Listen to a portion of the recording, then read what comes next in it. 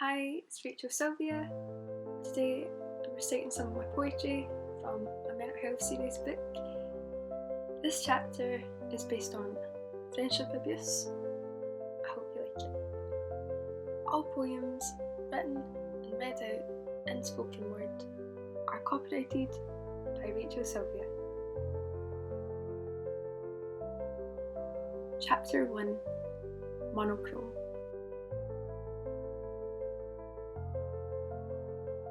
Sometimes people fly so high in the sky, they forget about the earth.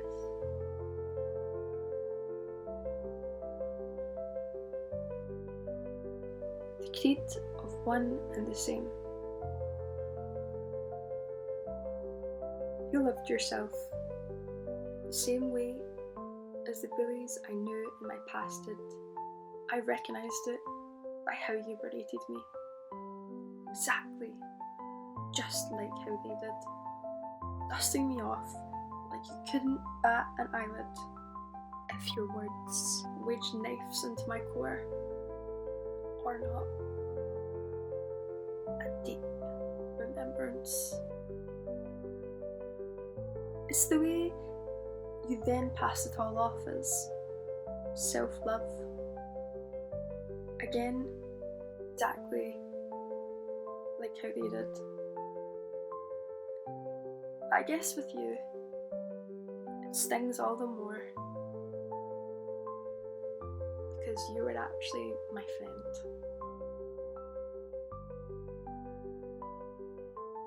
Stumbling ungrounded tree, I don't think your branches of light can carry me.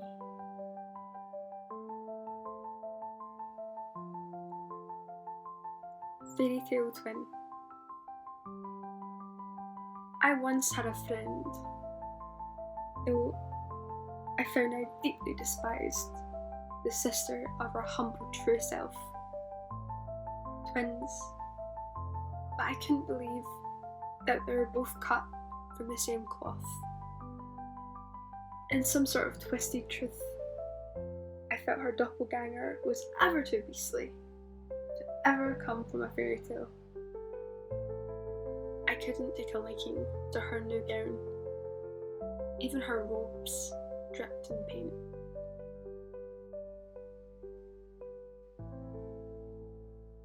The irony of peonies.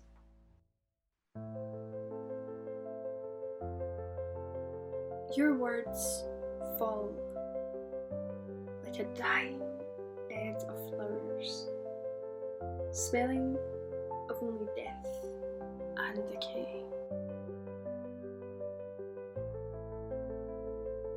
A poem with the letter A.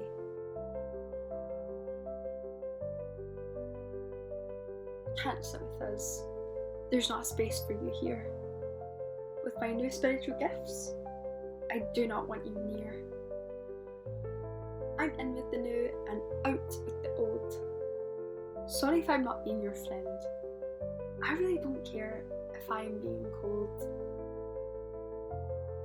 I'm with those on a different vibration. I mean, that's great. You're being authentic, but who cares about your integration? You take no responsibility. You need to be alone. I'm so sorry, but at the moment, I only care about my own. I am truly so sorry if I ever have caused you any pain. It's just, I'm no longer enabling you. I guess you're not really the same. I hope you find your strength. I sort of see you as kind of weak.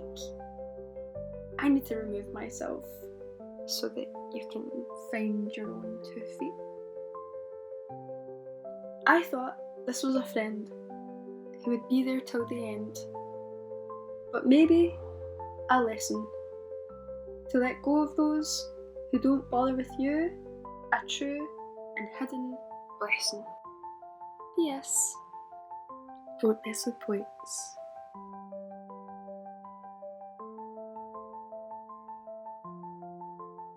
A strong soul will never tell another that they are weak. A spiritual person will never belittle or abuse another, and an enlightened being will never call themselves an ascended master. I can still hear your words inside my head.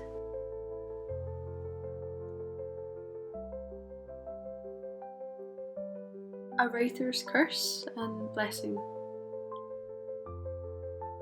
A true friend doesn't use you, kick you down, shame you, and abuse you.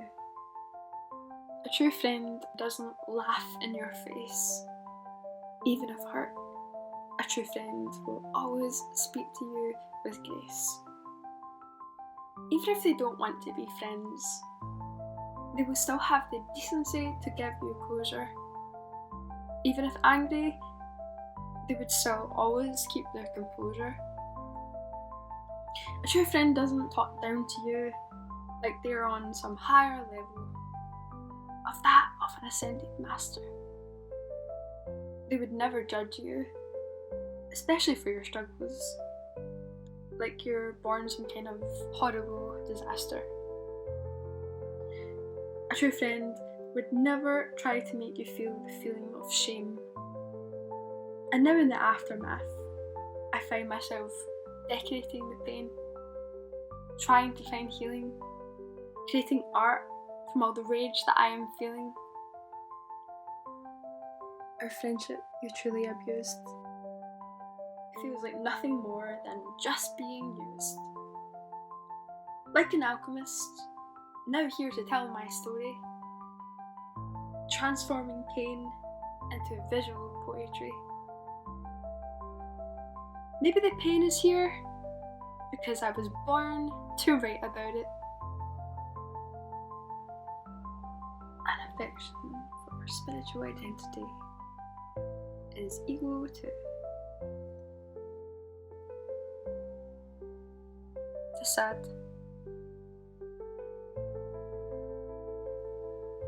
She wears a crown of white, the form of a sweetened persona, showing up to the world as if she does not have dark hair underneath it all.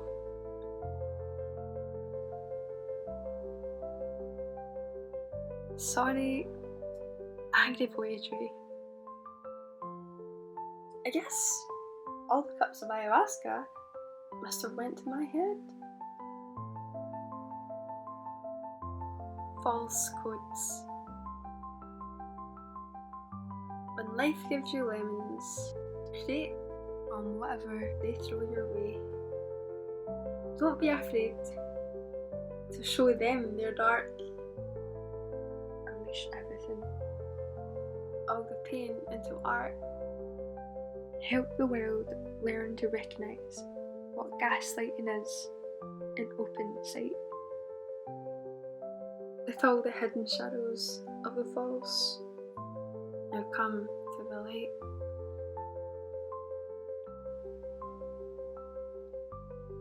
Art therapy. Ebbing and flowing in this withered cycle, embracing all the fallen stages of wretched grief. But what to do with all this pain? You've given me no choice but to make art from it, to write it out in the form of lots of angry, messy, heartfelt poetry, until the wound ceases to bleed no more. And in the embrace of expressing it this way, the only way in which I find myself healing. I guess that's why they call it art therapy.